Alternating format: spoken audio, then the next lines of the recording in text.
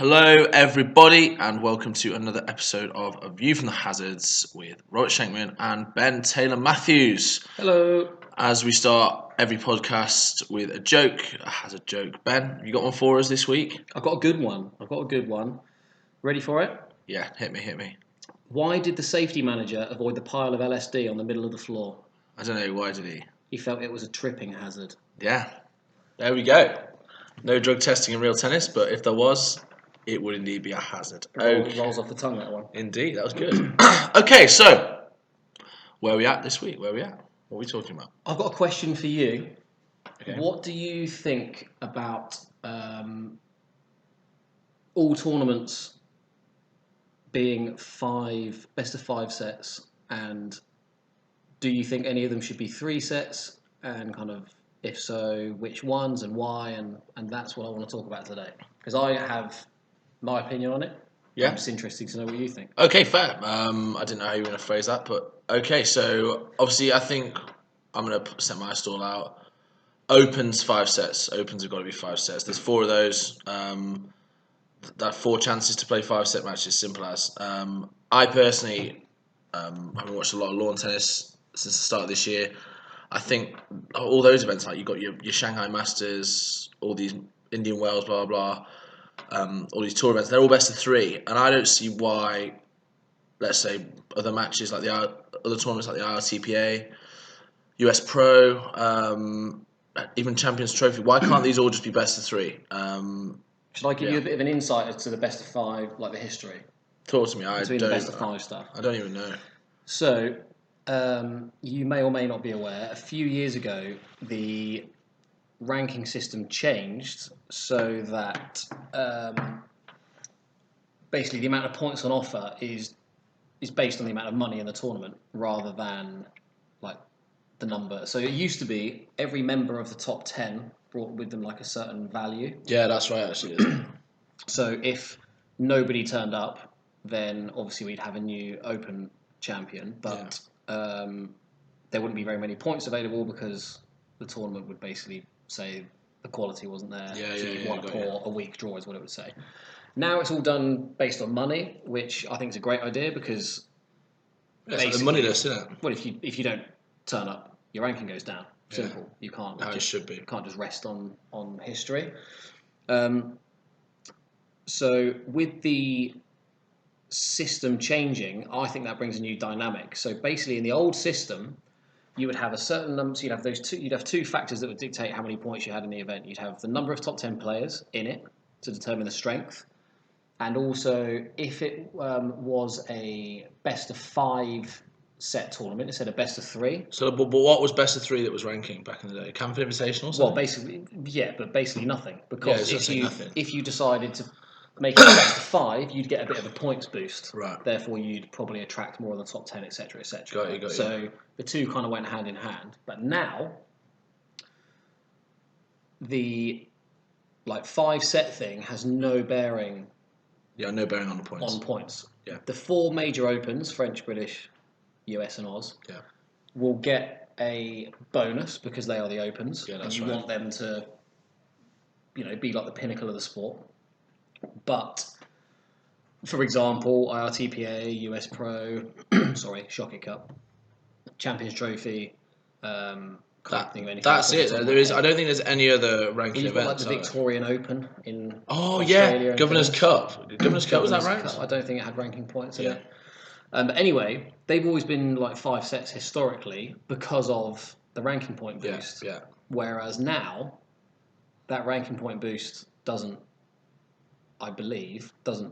do anything for the events. Yeah. So, for me, if you've got like a US Open and a US Pro singles for argument's sake, and let me be extremely clear, I support all the tournaments and I don't rank any of them higher than any of the others or anything. So if people want to have a crack at me for saying the US Pro should be 3 sets, not 5. What about the 0 to 9s?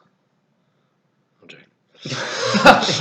Well, notice I didn't rush into an answer there. I'm not having a pop at the US Pro. It's just came into my head. US Open, US Pro. Yeah. What like the US Open they're both prestigious events. The US Open, goes down how many major singles, how many majors have you won, basically. Yeah. The US Pro won't go down as a majors thing. Yeah. So why do we play 5 sets?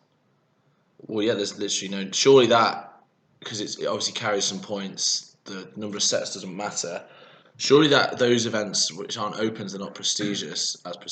Again, be careful there. But surely they're just entertainment based. They're actually full of fans. They're for match practice. The US Pro, we've probably chosen either a really bad example there, or a really good example to talk through, because the US Pro, the Shockett Cup, generally speaking, It's got the most coin, doesn't it? Trumps most stuff.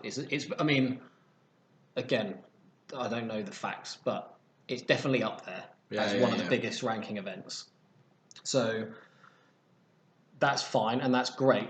I just think if you want to try and separate like the pinnacle of the sport, like the World Championship being its own format, for example, which is great. I don't see why you don't kind of have just look at lawn tennis. You have the 4 majors, which are best of 5. Yeah. Okay, they have the Davis Cup as well, which, I suppose we have the Bathurst, but that's pros on. Yeah, that is best of 5. And it's best of 5. That's fine. All of the other stuff, like the Masters events and all that kind of stuff, they're all best of 3. And I just think to myself, why don't we do that? I think we should. Because if you've got... Okay, so how many times does it happen? Obviously, I play a lot of best of 5 matches. You play like in the British Open or something, and you split the first 2 sets, and then everybody leaves because it's like, I want to go and get lunch. I can come back in 2 hours, and they'll still be going. Mate, your game against Chappers, like everyone's gone after 2 sets. I'm like, mate, this is the World Championship. Why are you going to the bar? This is ridiculous. But obviously, your attention span. We're only human, aren't we? Well, that's fine. That's that's the designated format, and they're going to get 4 sets or potentially 5. Guaranteed. But imagine like a British Open match. The players split the first 2 sets, and everyone kind of goes, right, I want to go and get some food or go get a drink. Or whatever. Imagine it's best of 3, and it's the IRTPA champs. It's just like, right, game on. Be unreal, yeah. 1 set shootout. I actually can't. Obviously, I watch a lot of tennis on stream. I don't think I've ever sat through a best of 5 apart from the World Championship. I just can't do it. Like best of 3 is going to be 2.5 hours maximum, and you're going to watch the majority of that. It's also just easier to follow. Like I think a best of 3. It's more exciting. A win's a win, right? No matter how many sets. Well, a win's a win, and also you're going to get. And I've had conversations with people about this before, and they've kind of said, well, you don't need to be as fit to win best of 3, blah blah blah. It's like, well, it's irrelevant. It is irrelevant because we're not going to suddenly become less fit. You push yourself harder. Push yourself harder in best of 3 because you've got to try. Well, and also if you decide to let your fitness go because you're just doing that stuff, all that's going to happen is you're going to get found out in the best of 5, in the majors, and they're the ones you want to win all of them, but obviously they're the ones that are going to go down. If you stop playing and in 20 years' time somebody says to me, I said, I used to, be a top 10 realist player. The first thing they're going to say is how many majors did you win? And by majors, they're going to mean one of 4 opens. They're not going to say how many times did you win the British IRTPA or how many national leagues did you win, or have you ever won one? Did you win the Browning Cup? I mean, like that. What have I won? You ever won a national league? Prem? God. You and Nick Wood, maybe? No. Never won one. That's a shame. No, because you'd always have... No, because you'd always have Rob, in his prime, playing with anybody. It literally didn't matter. You call him Rob McNaughton? Anybody? I said he played with anybody. He played with a lot of people. Oh, really? He's not just an anybody. Oh, that's fine. There was a varying number of playing partners. Oh, very true. So Rob would basically win his singles and then effectively just try and single-handedly win the doubles, which he did more often than not. I've made plenty of finals. I was there for one of them. Well, I dragged you to one, didn't I? Exactly. I can confirm I did nothing in those doubles, but we're getting sidetracked. Anyway, but sidetracked. But so what's for me, if you look at sport as well, the most boring thing you can have in sport. No, I'm going to turn around the other way. The most exciting thing you can have in sport is unpredictability, right? Yeah. So, if I said to you, you've got to go and play golf against Rory McIlroy tomorrow Right. for £1 million, Oh, hello. you get to choose the format. One hole. How many holes do you want to play? We're going to play one hole. Exactly. Stroke index 18. Easy for you, easy for him though. But, you know, he might hit one wayward drive. Anyway, you know what I'm getting at. Yeah. So, what, you know, I just think you want to see, not like potential upsets. Upset's not the word, but you know, you want to see. You do though. You want to see the top guys like drop that first set. You know, there's loads of us that are all messing around and doing, you know, all pinging sets off each other and stuff like that. Best of 5, you got, you know, the better player on the day will win because they've got enough time to get back into it. But best of 3, you know, let's say Nick Howe drops the first set to John Lumley, he's immediately up against it. Yeah. First set matters, doesn't it? First set matters. Coming out of the blocks. It matters in the best of 5, but obviously it matters more in a best of 3. And yeah, I don't know. I don't know. What do you think? I'm massively on board. I just think like more shot results. Like it's actually quite boring to follow an Open these days because it's like, well, yeah.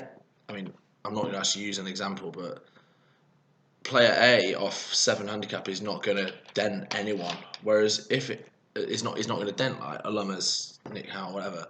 Whereas I feel like if it is best of 3, you do have that unpredictability. Like someone just tees off in the first 3 games, they go 3-love up. Hello, you get a set here. Well, you've suddenly got like people that are, if they choose to, like they're potentially quite dangerous. Mate, Neil Mackenzie. Can you imagine him if he just decided, you know what? It's my day today. He wakes up on the right side of the bed, has 2 nice coffees, and he thinks, it's my day today, Ben. I'm going to beat you. Right now, Neil Mackenzie does not drink bad coffee. Oh, it will only be nice coffees. He's not going to win this. He'd sit there, he'd have his morning coffee, and I know this for a fact. A Monday morning, he'd grab the paper, walk to the coffee shop. Neil's laughing now if he's listening because he knows I'm literally telling it word for word. He'd sit in the coffee shop, read the paper, and he'd think, I'm going to have this today. Yeah, genuinely, I can just see him walking on court. His Queen's Club, works there every day. He's still got his Queen's polo on. He's got these like shoes from a charity shop. Hopefully not. And yeah, literally, just why not? Why not in the best of 3? So if you look at some players, you know, people that have like obvious weapons and danger men. Like imagine someone like Lewis Gordon walks on court against someone off like +1, +2, and just goes, I can force for 2 sets, and if I'm good, I'll beat you. 5 sets, gonna struggle. Yeah. What? Probably gonna get tired with that style of play. I think that's not a weight. I think as well, the player who's expected to win, it's harder for them. They're thinking, oh my god, like I actually need to switch on it. I need to be intense from ball 1, rather than just sort of, I'm going to play my way into it, see what happens in the first. I feel like, as a result, which is leading on to a different topic, a different sort of aspect of the debate, best of 3 could actually encourage more winners. It could actually encourage better match play because people actually have to have balls to think, yeah, I'm going to win this. I'm going to win this set, no matter what. Like, let's say you lose the first, you don't have like time to get back into it. You've just got to.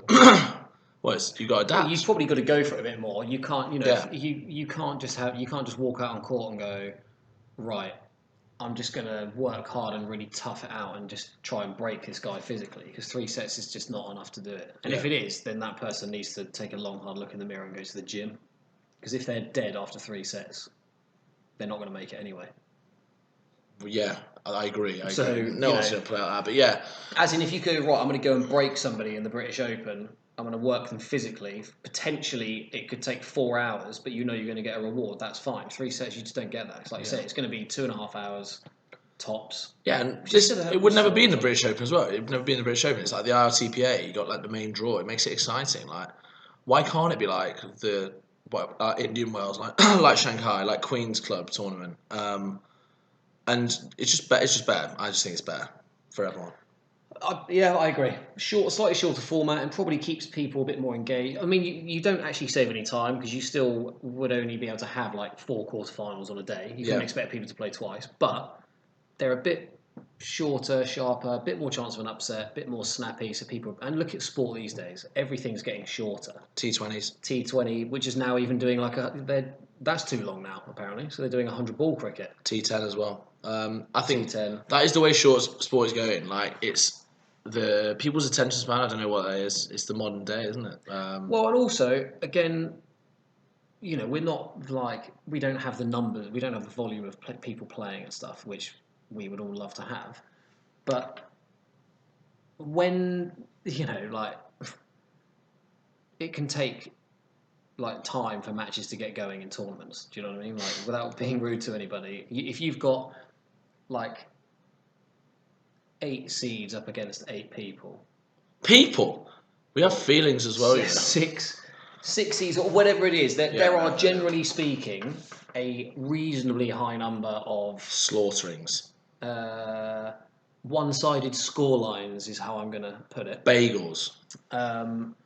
So, yeah, I don't know. I mean, this sounds horrific, but if you've got 2 people that are like 15 points apart in handicap, and they've got to play 5 sets. Well, they got to play 3. Well, I mean, they will, and after the first 2, the guy who's 2 love down's thinking, "What the fuck am I doing here?" I remember AK messaging me. Still got to do 25 minutes of this. He messaged me after the British Open last 16. He was just like, "Yeah, how many ATP tournaments have those score lines in the second round?" I was like, "Well, yeah, not many, but I mean, still, if it's best of 3, it's just. I mean, maybe it would inspire someone." That's what does he mean by that? Well, just like how many? What you don't get complete trashing. It's like, yeah. Well, yeah, but all right. Here's my message to the people getting trashed. Then fucking get better. I like that. Well, yeah, that's a good point. If you don't want to get trashed, get better. Yeah. And I'm not saying that because like I happen to be a guy that's able to hand out the trashing in like the first round. Trust me, I served my time as an absolute whipping boy. Like we had a look at your results the other day, didn't we? Yeah, like Rory Gunn tanned my backside like 4 times in a row. He could play, to be fair. And then I beat him the last 2 times I played him. Thanks, Rosa. He was basically retired at the time. But I just never get like that. I'm not having that, Ed. Sorry. Yeah. The reason for that is like the most massive reason of all is like the sheer volume of people that play the game. Yeah, it's not enough. If we had millions of people around the world that played, you wouldn't get trashings. And also, if you want to talk about that on like the ATP tour with tennis, look at any like women's tennis match. They can hand out trashings or close matches, generally a flip of a coin. Yeah, because it's best of 3. Yeah, and that's not like, I'm not going to say like, oh, you don't get it in the men's, but you do in the women's. There's nothing to do with the fact if you look at the score lines, like from the recent Aussie Open or whatever, there's loads of like trashings being handed out. Yeah, it's weird. It is weird. I think as well, like if you've not worked it out after a set, if you've not like got a bit of form, it's like, well, you should be playing okay after a set at least. Like people can't be like, oh no, I just couldn't get into it today. It's like, yeah, we'll just work it out. Well, if you think about it, and then you've got like a best of 5, right? And if someone goes 2 sets down, yeah, regardless of standard or like a difference of quality between the pairs, because you can easily get 2 people who are very close in standard, and one can win the first 2 sets. So the person who's 2 sets down is going to do one of 2 things. They're either going to go, there's no way I'm winning 3 from here. Yeah. Or I've still got time. How am I going to figure it out? And that's the beauty about like the major tournaments, which at the moment is all of them. Like the format currently is that you've got time to get your way into the match, which is great. Imagine you've got 2 people that are the same standard, and someone loses that first set. You've got to think on your feet. You've got to think pretty quick. And if you go 2 love down in that second set, you've got to figure something out quick. You're under a bit of like pressure to use your brain. I think that encourages better real tennis. I think that encourages. I think people would actually get better. Natural selection, isn't it? It's natural selection. Like genuinely, you will not survive unless you can work it out. Well, I think I think it would improve the general standard of people because they'd be like, right, well, you'd soon realise who does think about it and try and figure it out because they'll get a bit better. And the people that just kind of go, oh God, will just fall by the wayside. But you're forcing people to think on their feet and adapt and things like that, and that's where, like, in a different kind of like style of chess match, like World Championship is amazing. Yeah, because it's so different to that. Because you play like 4 sets, and then you get a day to think about what you want to do the next day. Like the conditions going to be different, the balls are going to be a bit older. What worked yesterday, and that is like the ultimate. Which is why that format should never change. It will never change. It's the ultimate chess match, and it's brilliant. You know when you did the like Middlesex Challenge or whatever it was? That happened once in 2013. Yeah. Would you ever be open to that happening again? Obviously, that is not best of three. Yeah, but I thought the basic format of it, for people who don't know, was that it was a best of 5 set tournament until the final. Yeah, that is which true. was played as a best of 13 in World Championship format. Yeah. And like it was Peter Lutkilly's brainchild, and it's a good idea. It's a good idea. An amazing idea. He basically said, right, I'm going to try and give some of the guys based in England to have an opportunity to play like that format, basically, and get used to it. Because, you know, I've obviously I've not done a final eliminator or a World Championship final, but like the first time you step out there and you're playing best of 13, that's different. Like my eliminator with Chappers, first time I've done 4 sets, then had a day off and had to come back and like finish the match kind of thing. So it is a different dynamic. So the idea of it was absolutely brilliant, and yeah, it was just a really good idea. I think I heard that it was kind of aimed at giving Bryn and myself like a bit of like an opportunity to play that format. And at least you got. We both got dumped out in the semis, but it gave Chappers and Ricardo exactly. Cool. Opportunity to get stuck into it. So no, great idea. Yeah, great idea. Length of matches. But yeah, interested to see what people think about that. Should there be more best of threes? I mean, we're literally both massively in agreement. I personally would love it. More chance to shock some people, maybe. But yeah, what do you think? I reckon there's going to be some people who are massively against. I think it's entertaining for people watching as well. Yeah, agree. But we've made our points. We've made our points, and would welcome any literally any sort of opinions you've got on the matter, because I'm sure there'll be many. Well, that's the beauty, isn't it? You're going to get people that say, "Yeah, just come at us, like you're chatting shit. That's fine. You're like inaccurate. There should be all best of 5, blah blah blah." Well, just also let's like stress like this podcast is not going to change the format of Real Tennis events, so they will be best of 5. Like that's just what they are. Exactly. But there we go. Let us know. So this leads us on to the next segment of the podcast, I guess. I was thinking of a feature, and it's going to be building a Real Tennis Cyborg, the ultimate Real Tennis player. So it talks like what we talked about in the very first podcast. Actually, what shot would you take from Josh Smith, from Josh Dodgson, XYZ, whatever? So we're going to build this ultimate Real Tennis player. We're going to start with what every Real Tennis match starts with, which is a serve. So the ultimate Real Tennis player serve. Ben, start us off. Well, I never saw him play at. So we're obviously at the brainstorming phase here. Yeah, absolutely. We're just throwing candidates out there. I never saw him play, never saw him play like at his peak. But when you hear about good servers, you hear the name Chris Ronson. Chris Ronson, yeah, as well. Yeah, I thought you were going with that. So you always hear Chris involved in like a best server in the world conversation. Yeah, he used to practice it apparently. The only kind of knowledge I would have on that would be having worked with him at Hampton Court for 18 months. Like the information that he gave to me on that kind of stuff, and like, you know, his thinking process. You could tell he was. Yeah. It was a big part of his game, and it was all very well thought out. I thought you were going to say something like he never served a railroad fault or something, but no, clearly he did. Well, you'd assume so. Yeah. Howard Angus probably served a few, but he backed him up. Man, that's the next one I was about to say. Like Howard Angus apparently just used to practice after work. Who was telling me this? Someone told me. I can't remember. But obviously, he worked in Northampton and used to go to Queens every day after work and just used to hit targets and roll railroad nicks. I mean, his railroad must literally be like a steam train, like bang, like a racket serve. There's almost. A famous story, isn't there? 10 in a row, 10 nicks in a row. What's that? Howard Angus. That's definitely like in practice or something. Just he was in practice and he served 10 railroad dead nicks in a row apparently.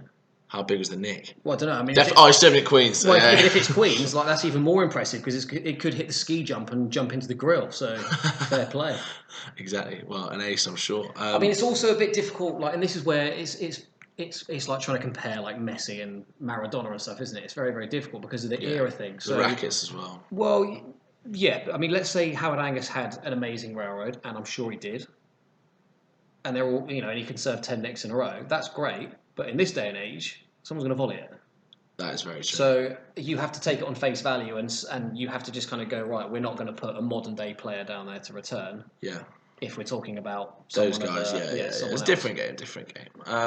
Well, so we've gone for two older guys. Personally, I think I don't know. I don't think people serve well, particularly as a club pro. I don't think people think about their serve very much at club level at all. Generally speaking, No, I don't think they so. use it as a vehicle to get the rally. I'm definitely guilty of this. I hate serving so much. I just It's the best opportunity to win the point. The ball's in your hand. Yeah, exactly. I mean, you'd think therefore that I would be a relatively decent server with that mantra. Exactly, yeah. But modern day stuff. I mean, you've got to credit. Like, I don't really know who kind of. Was Matt Ronaldson a good server? I remember my dad saying to me like he was a good server. Like honestly, this is like we're talking Manchester RTPO days. Like was he a good server? Matt Ronaldson thought about the serve a lot and thought he was an amazing server. Okay, so maybe that's where like I've got that one from. I wouldn't. Well, put it this way. Like that sounds a bit rude. It wasn't bad, but I don't kind of think like good server. Oh yeah, Matt Ronaldson. Okay, I just went a bit left field. Right, okay. So obviously, whoever really, again, slightly before my time. Obviously, if you look at like the railroad, obviously like Rob has kind of dominated the game with that. I think like Wayne, or maybe again again, please correct me, but like a Wayne or Lockie, maybe Boomerang. kind of brought it in a bit more. Made the best server ever, Julian Snow. Wayne, yeah, please. Like Wayne kind of started pinging that railroad. Rob's obviously developed it and turned it into the serve that we all copy and do. But in terms of I guess you've got Chris for variety. Yeah. You've got Angus for just pure nick ability. Apparently. According to legend. Railroad's got to be Wayne or Rob. I don't know. Yeah. So I'd love to actually know from people who who saw it. Boomerangs, KB. Not bad.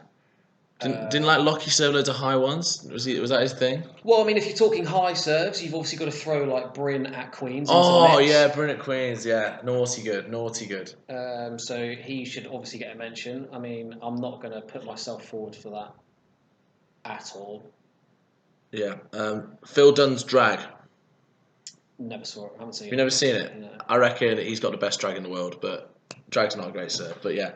Well, it is if you can serve it like Phil Dunn. I'm just literally just naming people who I think can serve, but I mean, obviously, you don't want to just say like Rob for everything because that's not the point of building this side. But that's why I kind of mentioned I think that Wayne had the biggest influence on the rail, or kind of. It was obviously a serve, but I think he made it a bit more mainstream. I just didn't know that. Railroad and main wall kind of styles. Yeah. I believe brought to the table by Wayne. Well, that's literally the game we know as well. I actually didn't know that. I've learned something there. Yeah, because it's railroad, main wall, blah blah blah. That's how the game goes. I'd also be very interested. I would obviously love for people to get involved in this discussion and stuff like that. I'd love to get some tweets and stuff from people just going how on earth have you forgotten this person or whatever? Because we're just literally thinking on our thing. Yeah, I know. We're having a conversation. I mean, yeah, just comment on Facebook or whatever, on Twitter. If you think we're wrong, right? Do we then need to kind of go we'll have a definitive server. We've got to figure out what. In that case, I want one server you'd want in your cyborg. In that case, if we're talking about cyborg, what I'm going to do is be a bit cutthroat. Go on. And I'm going to say that Howard could serve railroad nicks. That's a fantastic trait to have. Wayne or Rob or whoever kind of really brought the railroad into play, great. Bryn's high serve, it's just flush with the back wall all the time at Queens, great. But if we're talking about a cyborg, they need to be amazing across all areas. Yeah. You have to go with Chris. Yeah, I like that. On the basis that the sheer variety. Yeah, and knowing what to do makes him better. On the basis you could go right. You want a well-rounded server. You want someone to go, I'm going to serve railroads here, I'm going to do high serves here, demi PKs here, but do them all very well. And I believe from stories that he was the man for that. I like that. So there we go. First, Real Tennis Cyborg person for the serve. Chris Ronaldson. And next podcast we will do another aspect of the player. So it's been fun. Please, please, please, this particular podcast will cause some debate. So whether or not you think 3-set real tennis at the top level is a good idea, not in the opens, comment, message us, whatever. Because this is going to be an interesting topic. And do you think Chris Ronaldson's a good one for the Cyborg? Who else could serve well? Please nominate. If you think you're a great server, again, put yourself forward, back yourself. I'm all about that attitude. Well, what we could do is we could get like a nominations list, stick it on Twitter, get a poll. Perfect. Let the fans decide the Cyborg. Exactly. Get the Cyborgs. See if we get 3 or 4 people to vote on it. There we go. Right. Until next time, in a bit.